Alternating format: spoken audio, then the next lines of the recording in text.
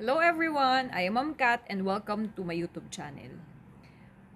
Ipapakita ko sa inyo ngayon yung isa sa mga ginagamit ko sa aking online class. Kailan ko lang po ito natutunan at gusto kong i-share sa inyo kasi maganda siyang gamitin sa klase. Ang tawag sa kanya ay Bamboozle. Hindi ko alam kung tama yung bigkas ko pero yun po yung basa ko, no? So, sabi dito, ito ay educational games. Yan. Zero preparation needed. Bakit? Kasi meron na mga ready-made games na pwede mong gamitin na lang. Yun nga lang, sabi dyan, pwede naman natin siyang i-edit. Ako kasi nakaka-create ako ng sarili kong game, nakaka-edit ako ng ibang mga games yun. Pwede natin gawin yun. Effective siya, bakit? Kasi instead na puro na lang tayo lecture, puro na lang teacher-centered yung mga pinapagawa natin, sa paggamit ng Bamboozle po, na-encourage natin yung mga bata na makapag-perform as a team. So, more on student-centered na yung activity kapag in-apply natin to, no? So, umpisahan po natin. Ako kasi may nagawa na akong game, so pupunta po tayo sa My Games. Yan. At isa sa mga nagawa kong game ay ito pa lang naman po. Unti pa lang. Kailan ko lang siya na-discover po. Yan. So, ito yung nagawa kong games. Lalabas dyan yung mga tanong na nagawa mo na. Yan po. Ngayon, meron kang apat na options dito. Play, study, slideshow, kung gusto mong i-present lang siya, at edit. Ngayon, sabi ko nga, mas masaya siyang gawin as a game. Pag pinili mo to, teams, ilang teams, pwedeng 2, 3, 4. Yung 5 po hindi natin mapili kasi may mga features siya na kailangan magbayad kayo. Yun nga lang dahil hindi naman lahat afford ang magbayad. Ako, syempre, inaakma ko lang din po sa kung ilan yung estudyante ko. So, nung kailan, sa observation ko, ginamit ko 4 teams po. Pero pwede natin itry ngayon yung 2 teams. Yan. Meron pang other options dito. Yan. Marami siya. Pwedeng may timer, pwedeng lagyan natin ng colorful grid, yun. Pwede nyo i-personalize base sa gusto po ninyo. Yan. So, kung alisin natin yung option, ito yung tatlong pagpipilian natin. Quiz. Kung pipiliin natin ay quiz, questions only lang ang lalabas. Ito namang classic, questions na may kasamang power-ups. Makikita nyo mamaya po kung ano yung mga power-ups na yun. At sa Classic Junior naman, ito Classic with simple scoring. Ako po, yung ginamit ko sa klase ay itong Classic, yung may questions and power-ups. Yan. So, ito yung makikita ng mga students natin habang nagpapalaro tayo dito. So, laging mag-uumpisa po sa Team 1 yung ating game.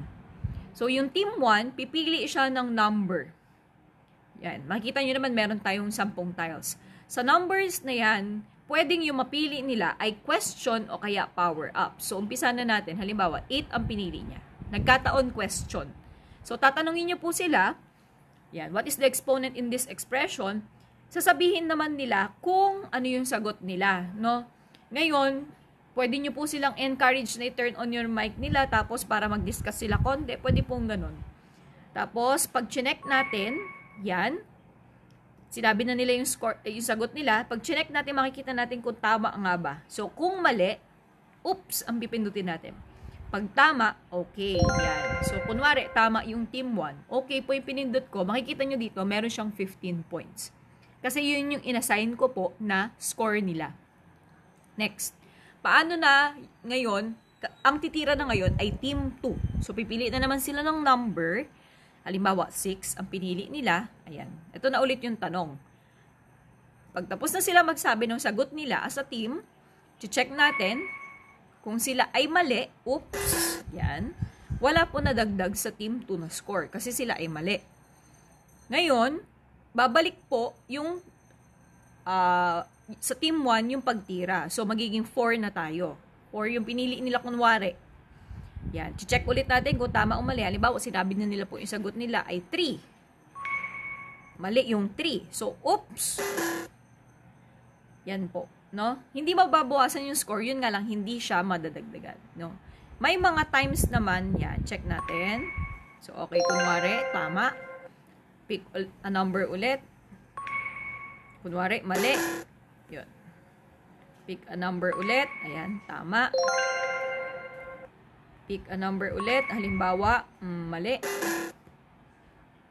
Hindi natin napipindot yung mga power-ups. Oops, ayun yung power-ups po na sinasabi ko sa inyo.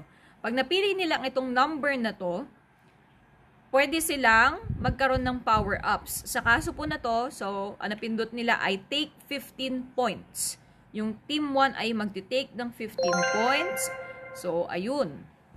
Nadagdagan sila ng 15 points. Ito namang team 2 na ang titira ngayon. Oops! Nagkataon na napili nila ay mababawasan sila ng 10 points. So, yun. Yun na yung result ng laro. So, merong element of surprise, di ba? Kasi hindi mo alam kung yung mapipik mo ay either a question or a power.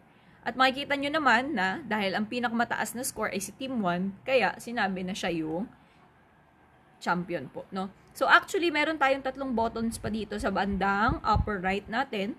Ayan, pwede nating ipindutin, palitan. Yan po. Makikita nyo, palitan yung pangalan ng team kanina bago tayo mag-umpisa. Pwede nyo pong pindutin yun. Or pwede rin naman, yan. Pwede nating tanggalin yung sounds. No? So, sa susunod ko pong video, ituturo ko sa inyo naman kung paano tayo gagawa ng sarili nating question. Thank you for watching. Please subscribe to my YouTube channel, Project Cat.